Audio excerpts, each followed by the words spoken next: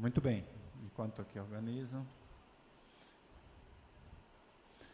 Bom, nós vamos falar sobre choro, mas não é para vocês chorarem não, tá? É porque é um tema bem interessante na palavra de Deus e que fala em vários textos sobre isso, e nós vamos meditar um pouquinho sobre esse tema nesta noite, tá bom?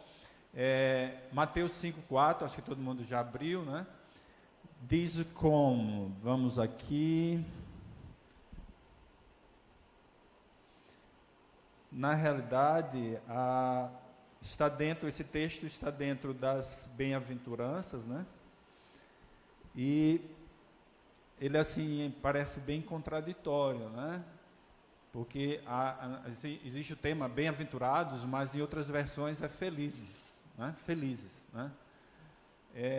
Aí lembra muito o que está lá em Eclesiastes: há tempo de chorar e há tempo de sorrir. Mas Jesus, ele dá uma visão ainda mais ampla sobre isso. Ele diz assim: feliz aqueles que choram, né? Bem-aventurado aqueles que choram. Ou seja, ele mistura os dois.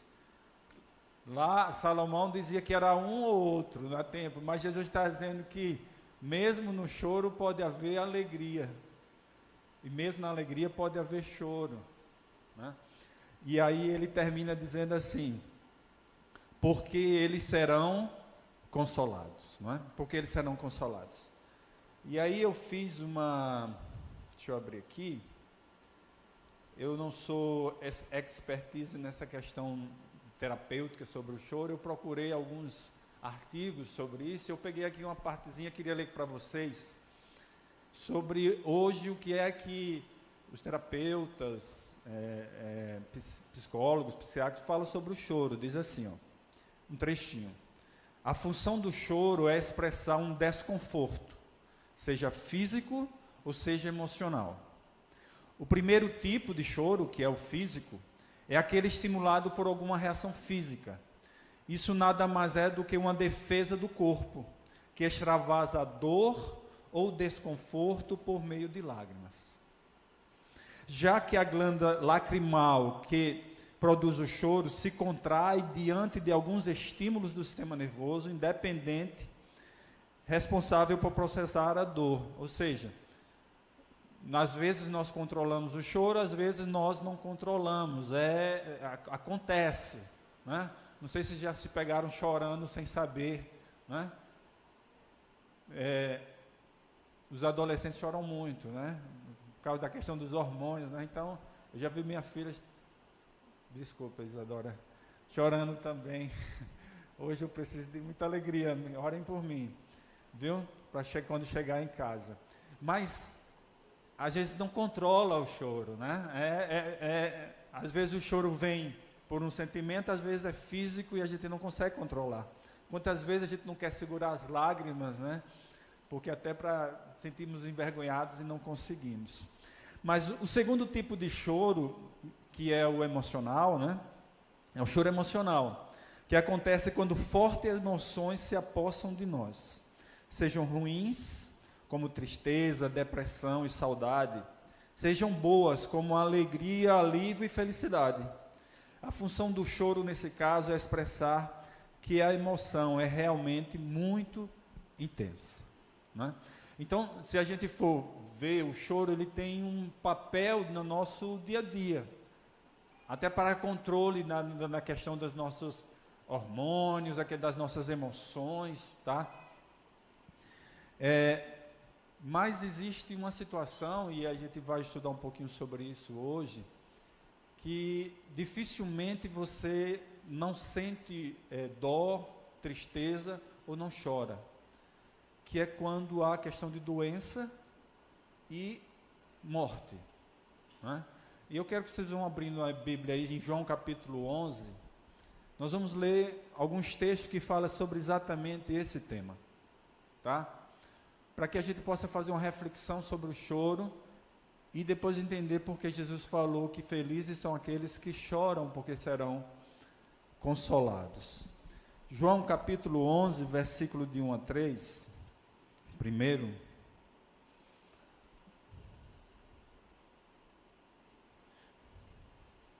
é uma história conhecida Mas eu gostaria de ter algumas lições desse texto aqui, que nos ajudem nesse tema, né?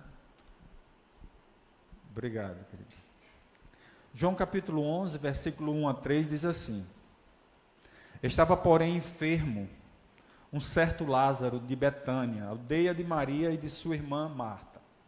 E Maria era aquela que tinha ungido o Senhor com unguento, e lhe tinha enxugado os pés com seus cabelos, cujo irmão Lázaro estava enfermo. Mandaram-lhes, pois, suas irmãs dizer: Senhor, eis que está enfermo aquele que tu amas. Eis que está enfermo aquele que tu amas. Não é? A enfermidade, ela é uma das maiores razões, como tipos de enfermidades, uma das maiores razões de morte.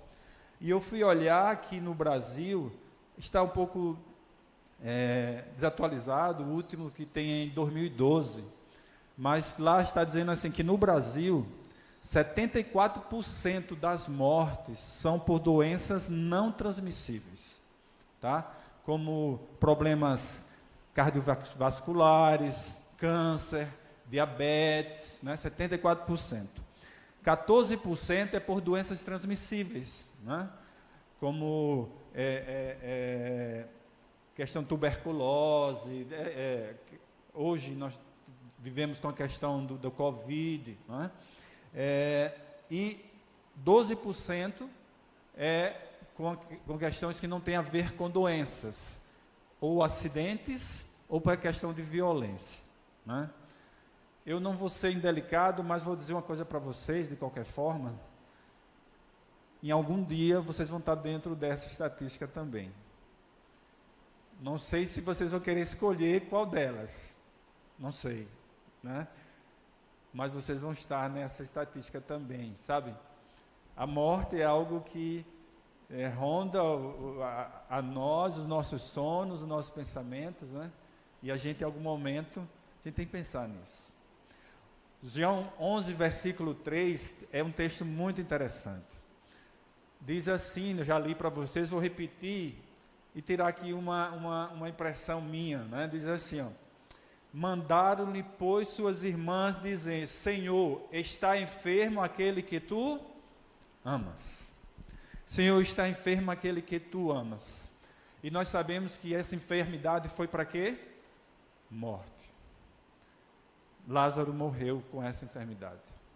Agora eu pergunto a vocês: Maria e Marta mandaram uma mensagem para quem? Para Jesus. Para Jesus. Eles mandaram uma mensagem para Jesus porque Jesus era amigo delas? Ou era algo mais? O que é que vocês acham? O que é que vocês acham? Me ajudem. Por que Maria e Marta mandaram essa mensagem para Jesus? Porque eles, além da questão de amizade, eles viam em Jesus o quê? Deus. Viam em Jesus Deus. Então esse texto está dizendo assim, ó: Deus, aquele que tu amas está doente. Aí eu pergunto a vocês: vocês são amados por Deus? São amados por Deus? Então, na realidade, essa mensagem é uma profecia, posso pensar assim numa profecia, que Deus estava dizendo o seguinte: olha, Deus, aqueles que tu amam, estão doentes. A humanidade está doente. E essa doença é interessante, diferente daquelas que eu citei aqui, 70%, 14%, essa doença, 100% é a razão da morte, que é a doença do pecado. O pecado, por mais todas essas estatísticas que a ciência traz, vocês não vão ver nessas estatísticas nenhum dizendo lá, pecado, tantos % de morte, não vai ver. Mas nós sabemos que 100% das mortes é por causa do pecado. Sabe? É por causa do pecado. E aqui é interessante ver Maria e Marta dizendo assim: Senhor, eu sei que tu pode resolver esta doença, vem. E se a gente for ver no nosso cotidiano, a gente tem dificuldades com doença ou com qualquer outra coisa. E nesses momentos, quando nós nos sentimos, porque com certeza Lázaro, ele foi consultado pelos médicos. Com certeza Lázaro tomou remédio. Mas chegou num ponto que Marta e Maria disseram, não tem jeito, só tem jeito quem? Jesus. Só tem jeito Jesus. Quantas vezes nós não estamos nessa mesma situação em nossas vidas? Não, talvez não com saúde, mas com problemas com nossos filhos, com nossos maridos, com nossa família, problemas financeiros, até mesmo problema de saúde. E quantas vezes vamos a Deus dizendo, Senhor, vem, resolve, vem que eu estou angustiado, vem que eu estou a ponto de chorar, vem que eu estou sofrendo. Quantas vezes, eu creio que era essa situação de Marta e Maria. Mas aqui eu não vejo Marta e Maria, eu vejo a mim e a vocês. A humanidade indo a Deus dizendo, Senhor, vem, estou enfermo. O pecado está destruindo as minhas relações. O pecado está destruindo os valores. O pecado está fazendo com que eu não veja mais sentido em muitas coisas deste mundo, da vida. Vem, Senhor, porque só Tu podes fazer a diferença. Era esse o apelo de Marta e Maria, e esse é o apelo muitas vezes da humanidade, sabe? Mas sabe o que Marta e Maria mais queriam? Era que o seu irmão fosse, o quê? Curado. Sabe o que é que nós mais queremos? É que nossos problemas sejam o quê? Resolvidos. Então muitas vezes vamos a Deus em determinadas situações só para resolver problemas pontuais, situações pontuais, como Marta e Maria foram. E é interessante que a história diz que Jesus demorou para ir. Jesus não foi logo. E quantas vezes nós queremos dizer, Senhor, vem, resolve. Deus não resolve. Mas Senhor, eu sou teu filho, eu preciso de ti. E Deus não está nem aí, aparentemente. E o tempo passa, e as lágrimas vêm, e a dor vem, e a dificuldade vem, e a morte vem. E a gente parece que Deus não está ouvindo. Parece que Deus não está ouvindo. Mas vamos ver mais um texto sobre isso, continuando no versículo 32 a 37, é isso? Vamos ver de 32 ao 37. João 11, 32, 37. Continua essa história, e aí diz assim, ó. Tendo, pois, Maria, aqui Jesus já tinha chegado, e Maria foi lá ver Jesus. Então, tendo, pois, Maria chegado aonde Jesus estava, e vendo, lançou aos seus pés, dizendo, Senhor, se Tu estivesses aqui, meu irmão não teria o quê? Morrido. Senhor, se Tu tivesses agido, eu não teria chorado tanto. Se Tu tivesses agido, eu não teria tantos problemas financeiros, eu não teria tantos problemas em minha família. Se Tu tivesse agido, por que Tu não agiu, Senhor? Era mais ou menos isso que Maria estava dizendo para Jesus. Por que Tu não agiu? Tu não me amas? Tu não se importa comigo? Tu sente prazer em ver minhas lágrimas sendo derramadas? Tu sente prazer no meu corpo convalescido, corroído pela doença? Sabe? Se Tu quiseres, por que Tu não fez? Mais uma vez, qual era o objetivo de Maria nessa fala? Resolver um problema pontual, que era o que? A morte de Lázaro. Quantas vezes nós não culpamos a Deus e dizemos, Senhor, por que Tu não fez? Senhor, se tu tem todo o poder, por que não age? Por que tu deixa tantas desgraças nesse mundo acontecer? Por que tantos choram? Por que tanta dor existe nesse mundo? Nós queremos resolver os problemas pontuais. Nós queremos resolver os problemas que nos fazem chorar e sofrer. Mas vamos ver o que é que Jesus quer. O versículo 33 diz: Jesus, pois, quando a viu chorar, e também chorando os judeus que com ela vinham, moveu-se muito em espírito e perturbou-se, e disse: onde puseste? Disseram-lhe: Senhor, vem ver. Jesus chorou. Disseram, pois, os judeus: vede como o amava. E alguns deles disseram: não podia ele que abriu os olhos ao cego fazer também com que ele não morresse? Senhor, por que tu não resolve os meus problemas? Tu podes, tu tem todo o poder, por que tu não resolve? É uma pergunta que está permeando as palavras aqui de Maria e também de Marta. Sabe?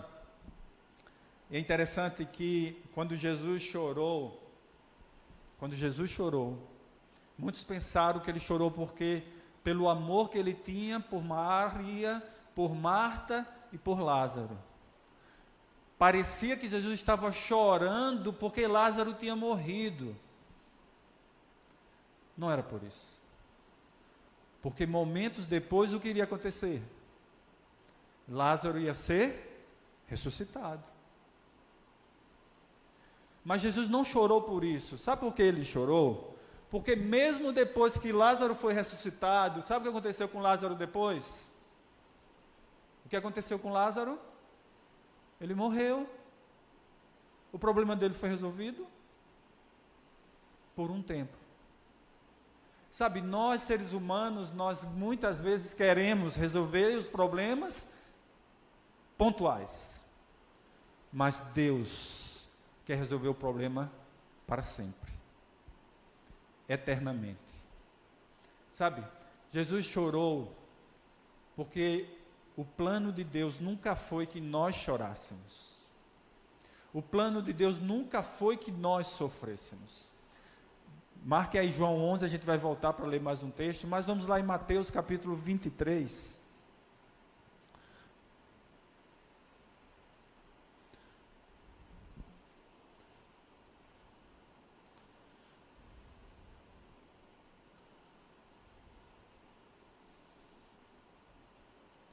Mateus capítulo 23, versículo 37.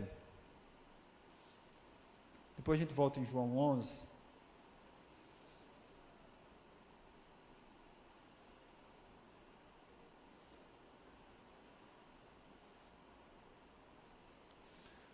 Mateus capítulo 23, 37, esse é conhecido como o texto A Lamentação de Jesus diante da sua igreja, que na época era Jerusalém. Veja o que ele diz: Elton, que mata os profetas e apedreja os que te são enviados. Quantas vezes quis eu ajuntar a ti, Elton? Como a galinha junta os seus pintinhos debaixo das asas, e tu não quisestes. Jesus chorou, porque por mais tentativas que ele tenha feito com a humanidade para uma resolução eterna, a humanidade se afastou de Jesus. O ser humano se afastou de Jesus. E o ser humano estava sofrendo consequências e dores, não porque Deus queria que ele sofresse. Eu e você passamos dificuldades e choramos, não porque Deus quer que nós choremos. Nunca foi o plano dele que isso acontecesse. Nunca foi o seu desejo. Eu não sei se vocês já tiveram sítio e tem galinha com os pintinhos. Não sei se já viram isso, já?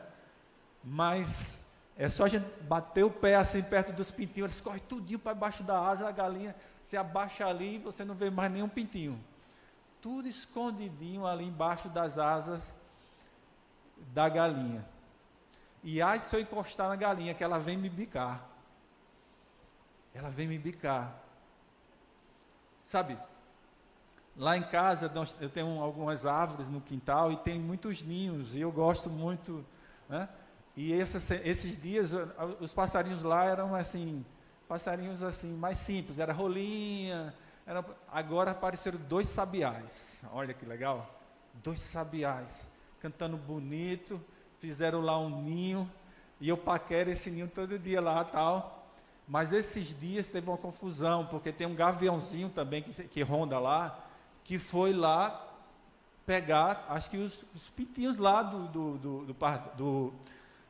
sabiá, né? O sabiá ele tem desse tamanho, o gavião é desse tamanho. E quando eu corri lá no quintal, estava o gavião correndo e os 2 sabiás atrás do gavião, bicando ele, porque eles estavam cuidando dos seus filhinhos. Sabe, Jesus se compara a esses animais tão nobres em cuidar dos seus filhos, porque é assim que ele nos vê. Sabe, Jesus chorou, não porque Lázaro morreu, mas porque a humanidade morre, e nós não fomos criados para morrer. Deus não nos criou para isso. Vamos lá para Mateus, vamos voltar em João capítulo 11, versículo 25.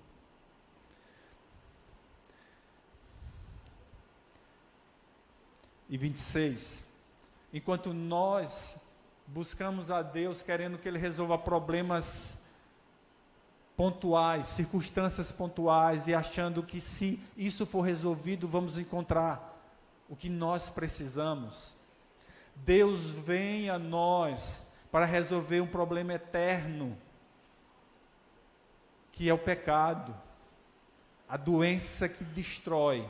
O versículo 25 e 26 diz assim: disse-lhe Jesus: eu sou a ressurreição e a vida. Quem crê em mim, ainda que esteja morto, viverá. E todo o que vive e crê em mim nunca irá morrer. Veja, Jesus, Ele não veio a este mundo para resolver problemas pontuais. Ele veio a este mundo para resolver para sempre o problema do pecado, o problema da morte, o problema da dor, o problema do choro. Sabe, antes do pecado, essa história aí de que você chora na alegria, não existia antes do pecado isso não, viu? Antes do pecado, quando você ficava alegre mesmo, não tinha nada de lágrima. A lágrima começou a existir neste mundo, com a entrada do pecado neste mundo. O mundo chora, o mundo sofre. O ser humano chora, o ser humano sofre, por causa do pecado. E Deus está dizendo para mim, para vocês aqui, dizendo para Maria e Marta que o objetivo dele, quando veio este mundo, não era ressuscitar Lázaro e dar mais alguns anos de vida. Não é resolver seu problema financeiro e te dar talvez mais algumas coisas aí de bem-estar neste mundo. Não é você ter harmonia um pouco mais na sua família, não. Jesus veio a esse mundo para resolver para sempre o problema do pecado. Sabe por quê, queridos? Porque enquanto o pecado existir, nós não vamos poder ser completamente felizes. Mesmo que a gente morra de velhice, vamos continuar morrendo. Vamos continuar sentindo saudades, vamos continuar nos sentindo sem pertencimento. O que Jesus quer fazer na minha vida e na sua vida não tem a ver com o encontro casual, tem que haver com o encontro duradouro, eterno. Aquele que crê em mim, mesmo que passe pela primeira morte, não passará pela segunda morte, e viverá eternamente. Vamos ler mais um texto, que está em João capítulo 16.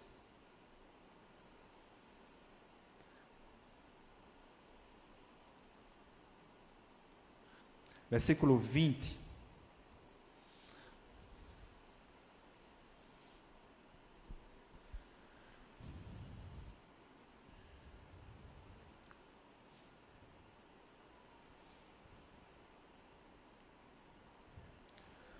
Que ele fala sobre essa questão de tristeza e alegria, esse contraditório, né? Ele diz assim: na verdade vos digo, que vós chorareis e vos lamentareis. E o mundo se alegrará. E vós estareis tristes, mas a vossa tristeza se converterá em alegria. Mas como alguém pode estar feliz com a tristeza do outro? Isso acontece? Antes de a gente ler esse texto, agora vamos para 2 Coríntios, capítulo 7, 10.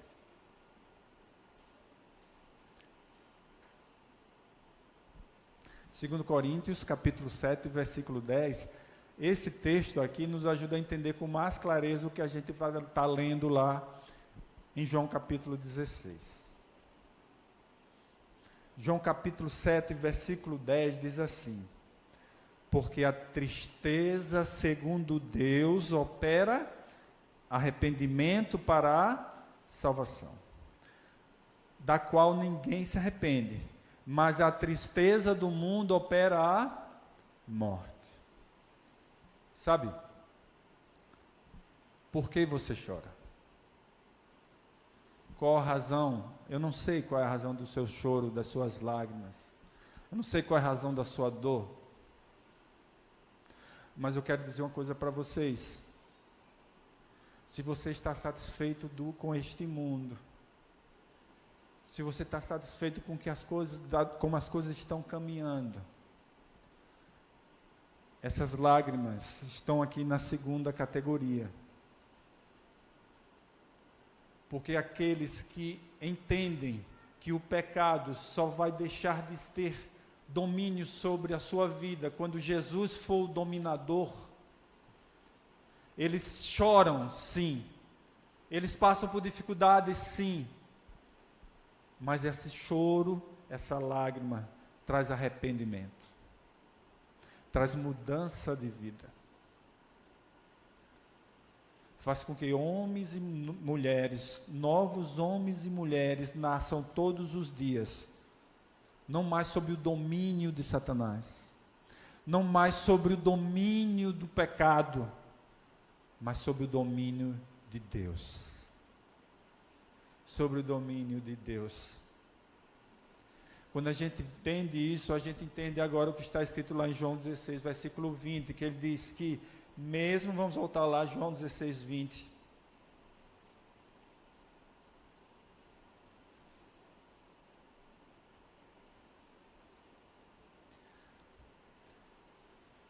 Que mesmo quando nós choramos, mesmo como nós passamos por dificuldades, quando estamos em Deus, esse choro se tornará em alegria. E queridos, uma alegria eterna. Porque Deus não quer resolver na sua vida, não são problemas pontuais, queridos. Ele age sim pontualmente.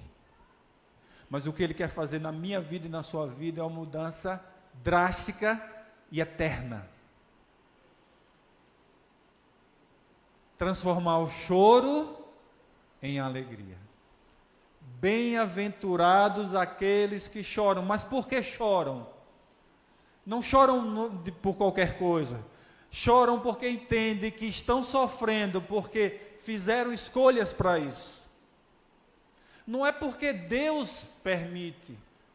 Não é porque Deus nos trouxe aqui. É porque nós, com nossos próprios pés, com nossas próprias escolhas,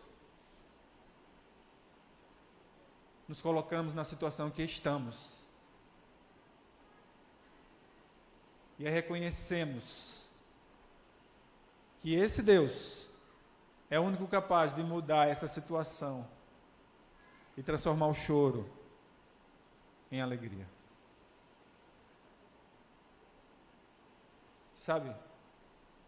Essa é a promessa de Deus. E se a gente for ver, vamos ver lá agora o versículo 21 e 22, diz assim: a mulher, quando está para dar à luz, sente tristeza, porque é chegada a sua hora, mas depois de ter dado à luz a criança, já não se lembra da aflição, pelo prazer de haver nascido um homem no mundo. Assim também vos agora, na verdade, tendes tristeza, mas outra vez os verei, e o vosso coração se alegrará, e a vossa alegria ninguém poderá tirar. Amém? Eu vou melhorar esse texto. Desculpa aí os escritores bíblicos. Tem alguém que pode tirar? Você mesmo. Você pode sair dessa bênção. Você pode continuar chorando e desaparecer. E não mais haver memória da sua história nesse mundo. Você pode fazer essa escolha. E eu pergunto a vocês, que escolha eu e você precisamos fazer?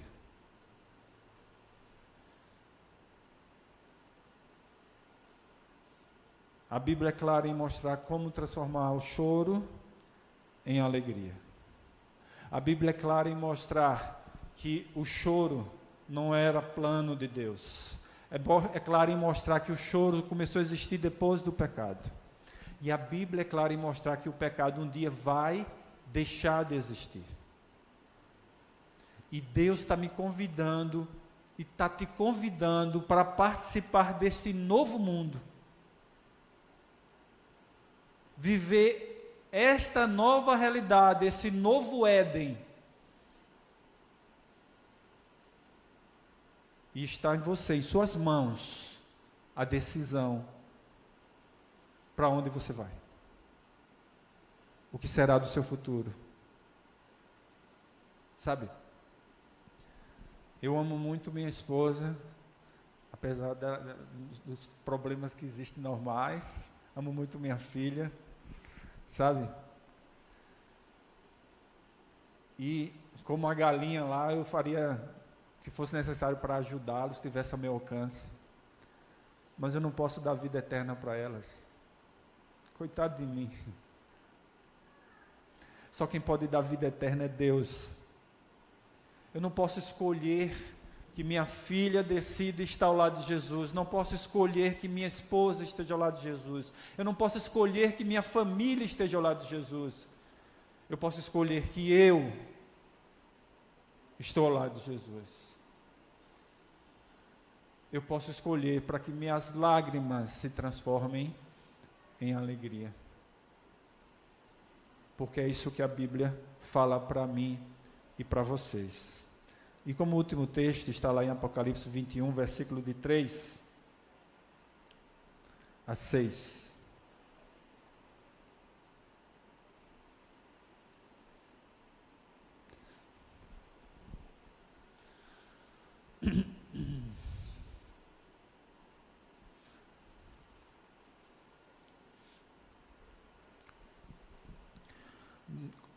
Quando eu era menino, né?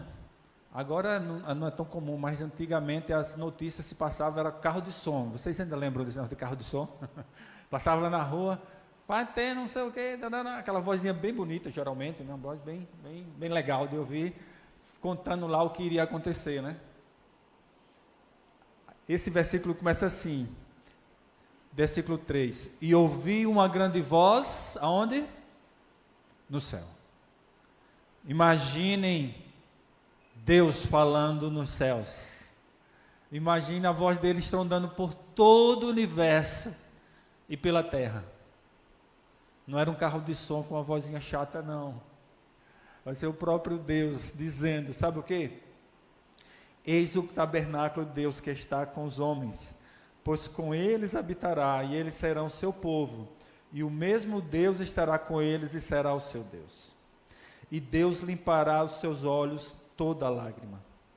E não haverá mais morte, nem pranto, nem clamor, nem dor, porque essas coisas não mais existem. Foi para isso que Deus veio e se tornou homem, para resolver para sempre a doença que destrói a humanidade, que é o pecado. E vai enxugar para sempre as lágrimas. Não mais choraremos, porque não haverá mais morte, não haverá mais dor, não haverá mais clamor, não haverá mais saudade, não haverá mais perda, não haverá mais solidão, não haverá mais não pertencimento. Nós pertencemos a Deus. E aí ele continua dizendo, versículo 5, e o que estava sentado sobre o trono disse, eis que faço nova todas as coisas, e disse-me, escreve, porque essas palavras são verdadeiras e fiéis. E disse-me mais, está cumprido, eu sou o alfa e o ômega, o princípio e o fim. Aí quem tiver sede, da graça lhe darei da fonte da água da vida. Sabe, as últimas palavras de Jesus na cruz foi, está cumprido. A primeira parte do plano estava cumprido. O Salvador se fez. Mas ainda existe uma segunda parte, que vai também ser dito, está cumprido. Quando o Salvador, como juiz, voltará a este mundo, para destruir para sempre o pecado. Deus não odeia o pecador, Deus ama o pecador. Deus odeia o pecado, e Ele vai vir destruir o pecado. E o convite dele para mim e para vocês, sabe o que é? É que a gente aprenda a cada dia a odiar o pecado e a amar a Ele como nosso Salvador e Senhor, sabe? E transformar talvez essas lágrimas que ainda vamos derramar muitas vezes antes de Jesus voltar, sabe? Em lágrimas de gratidão, porque Jesus chorou por nós, para nos salvar. Vamos ficar em pé para orarmos.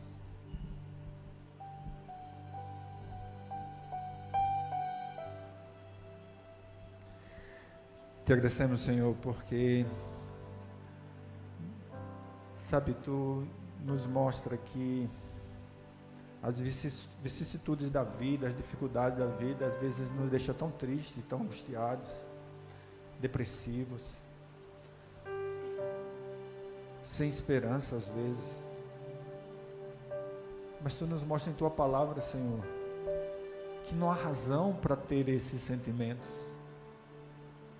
Tu é maior do que tudo isso, e às vezes nós esquecemos disso. Às vezes uma palavra arrogante, às vezes uma situação difícil, e parece que nada tem sentido. Mas Tu nos lembra, Senhor, que isso é transitório, é passageiro. Sabe, como uma mãe que sente as dores do filho e pensa, nunca mais quero ter filhos. Nós precisamos passar por essas dores hoje para a gente entender quão mal é o pecado, quão destruidor é o mal que provém do pecado.